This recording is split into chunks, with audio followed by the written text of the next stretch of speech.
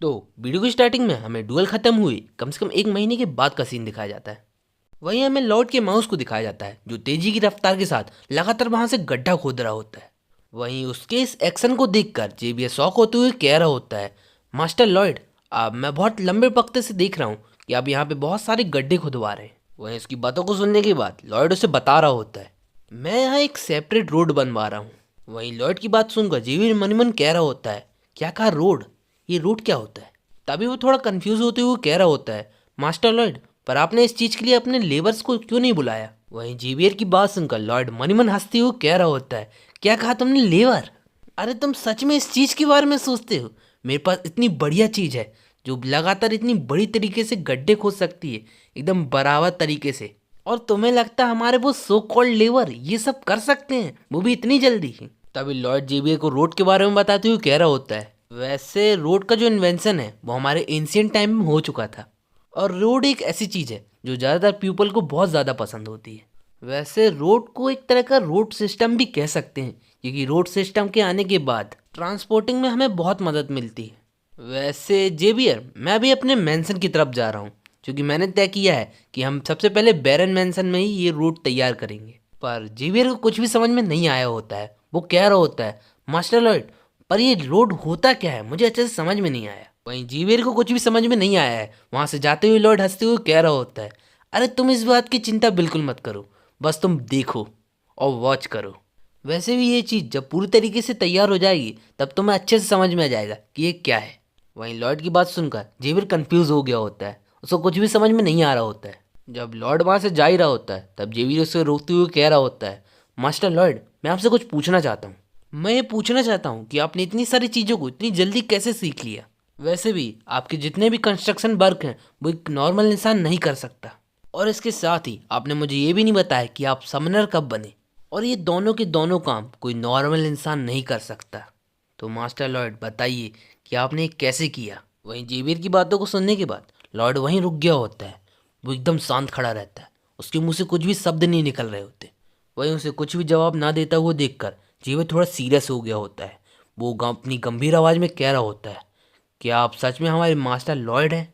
तभी लॉर्ड के बाद सिस्टम का एक डिंग आते हुए मैसेज आता है, वार्निंग वार्निंग, जेवियर को आपकी आइडेंटिटी के ऊपर शक हो चुका है। वहीं जेवियर की बात सुनकर और सिस्टम के इस नोटिस को देखकर लॉर्ड के चेहरे से पसीना आने लगता है। वहीं वो जेवियर के गंभीर चेहरे को देख रहा होता है, जो और भी ज़्यादा गंभीर होते जा रहा होता है। जेवियर को इतना ज़्यादा सीरियस होते हुए देखकर लॉर्ड मनी मन कह रहा होता है, क्या मुझे इनको अपनी आइडेंटिटी के बारे में बता देना चाहिए कि मैं इस नॉवल का करेक्टर नहीं हूँ? अरे नहीं, ये मैं क्या सोच रहा हूँ, अगर मैंने इन लोगों को ये बता दिया तो ये लोग बहुत ज़्यादा गुस्सा हो जाएंगे कि कोई और स्ट्रेंज पर्सन इनके मास्टर की बॉडी को अपने कंट्रोल पे रखा हुआ है।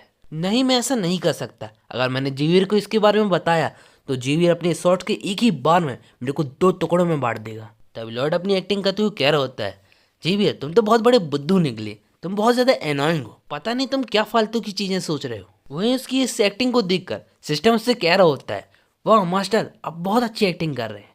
तभी लॉर्ड कह रहा होता है, हे जेवियर, तुम मुझे 24 घंटे लगातार देखने के कारण मुझे लगता है कि तुम्हारा दिमाग खराब हो चुका है। मुझे तो लगता है कि तुम मुझे देखने के चक्कर में अपनी नींद को भी पूरा नहीं कर रहे, इसलिए शायद तुम्हारे मन में इतने फालतू के थॉट्स आ रहे हैं।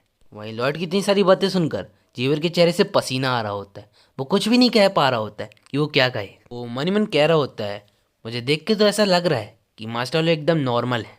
सच में अभी इनको देखकर कोई भी नहीं बता सकता कि एक तरह के समनर या कंस्ट्रक्शन जैसे वर्क में इतने ज़्यादा अच्छे होंगे। शायद मैं ही कुछ ज़्यादा सोच रहा हूँ।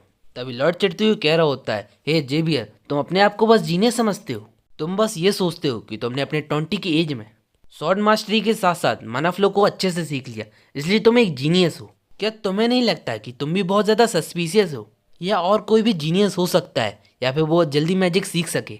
गाइस, यहाँ पे लॉर्ड सीधा सीधा अपनी ही बात कर रहा होता है। वहीं लॉर्ड की बातों को सुनने के बाद जेवियर कह रहा होता है, पर मास्टर लॉर्ड, मैंने कभी नहीं कहा कि मैं एक जीनियस हूँ। जेवियर की बात सुनकर लॉर्ड चिढ़ते हुए कह रहा होता है, जेवियर, तुम मुझे अब गुस्सा दिला रहे हो। तुम्हारे कहने का मतलब क्या है कि कोई और बंदा इतनी सडनली कोई भी चीज़ को नहीं सीख सकता, और अब तुम अपने आप को जीनियस कहने से भी इनकार कर रहे हो?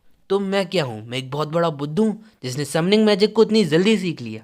वहीं लॉर्ड की इस बात को सुनकर जेवियर एकदम शांत हो गया होता है। वो एकदम चुप हो गया होता है, उसके चेहरे से पसीना आ रहा होता है। वो उसके पास कोई भी शब्द नहीं रहते कहने को कि वो क्या कहे। लॉयड ने जेवियर की एकदम बोलती बंद कर दी होती है। वही उसे कुछ भी ना कहते हुए देखकर लॉयड वहाँ अपनी एक्टिंग करते हुए वहाँ से मुड़ते हुए चिढ़ते हुए कह रहा होता है, मैं यहाँ से जा रहा हूँ। वैसे भी मेरे पास अभी बहुत से काम पड़े हैं करने को, मैं तुम्हारी तरह फ्री नहीं हूँ जो किसी को भी 24 घंटे तक बस घूरता रहे। लॉर्ड की बात सुनकर जेवियर मन ही मन चिढ़ रहा होता है। वहीं सिस्टम उसे अप्रिशिएट करते हुए कह रहा होता है, मास्टर आपने बहुत कमाल की एक्टिंग की है, आपने बहुत इजीली इस टॉपिक को सडनली चेंज कर दिया। वहाँ से आगे बढ़ते हुए लॉर्ड मन ही मन कह रहा होता है, हाँ चलो आज मैंने जेवियर को बुद्धू बना दिया। अगर गलती से भी इसको मेरी आइडेंटिटी के बारे में पता चल गया होता तो आज मेरा काम यहीं पे तमाम हो जाता। तभी लॉर्ड आगे बढ़ते हुए अपने तीसरे नाइट से कह रहा होता है, मिस्टर नाइट बैरन, क्या आपने यहाँ पूरी चीज़ों को अच्छे से देख लिया है? अगर आपने सभी चीज़ों को अच्छे से देख लिया है तो मैं चाहता हूँ कि आप यहाँ का एक अच्छे से एक एग्रीमेंट तैयार कर दें।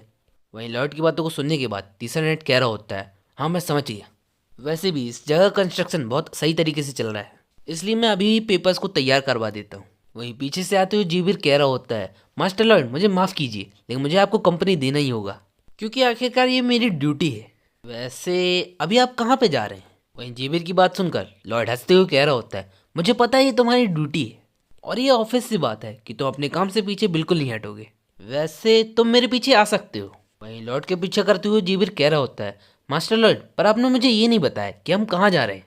वहीं आगे बढ़ते हुए लॉर्ड कह रहा होता है, अरे ज़्यादा बड़ा मैटर नहीं है, बस हमारे कुछ अनपेड बिल्स हैं जिनको हमें रिसीव करना है। तभी सीन शिफ्ट होता है और हमें रिमोट स्मॉल टाइम को सीन दिखाया जाता है जो रूडीना स्टेट का हिस्सा होता है।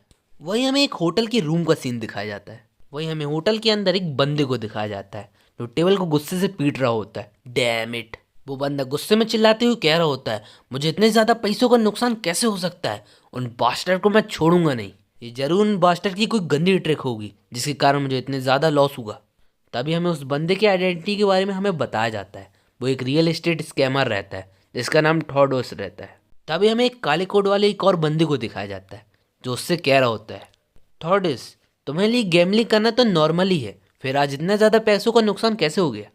वैसे भी मैंने तुम्हें कितनी बार समझाया है कि फेयर तरीके से मनी को अर्न करो, अगर तुम गलत तरीके का सहारा लेते रहोगे तो एक न एक दिन तुम्हें फिर से लॉस होगा।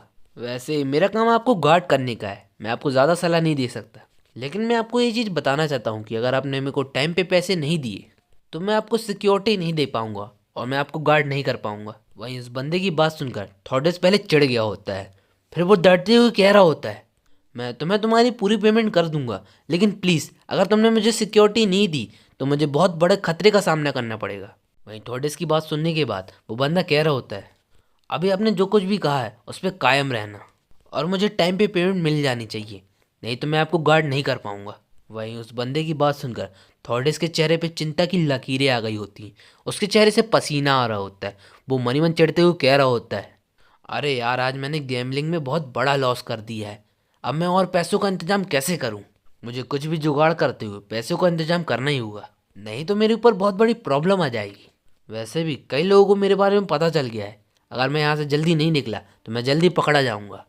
तभी सडनली उस गेट को धड़ाम से तोड़ते हुए हमारा मेन कैरेक्टर लॉर्ड वहाँ पे आ जाता है।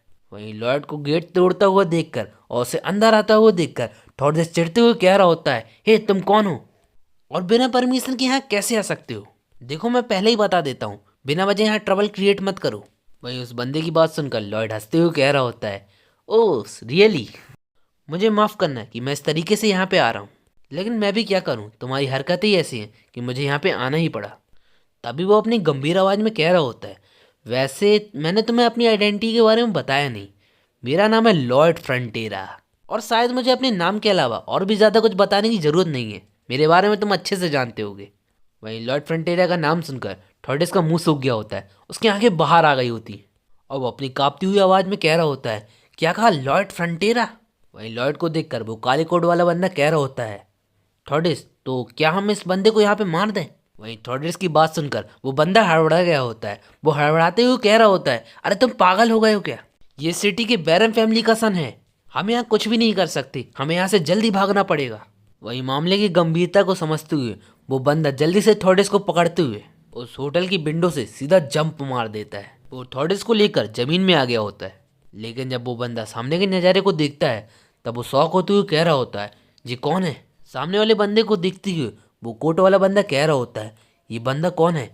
इसके अंदर से मुझे एक अलग ही तरह का ऑरा महसूस हो रहा है। इस बंदे के अंदर से तो एक अलग ही लेवल का किलिंग इंटेंट निकल रहा है। वही हमें सामने की व्यू को दिखाया जाता है जहाँ और कोई नहीं बल्कि जेवियर खड़ा होता है। तो गाइस इसके आगे क्या होगा वो हम देखेंगे नेक्स्ट पार्ट में। तब तक के लिए आप मेरी इस वीडियो को लाइक और चैनल को सब्सक्राइब जरूर कीजिए। और अगर आपको इस तरह के कंटेंट पसंद है तो आपको मेरी चैनल में वो सब मिल जाएंगे।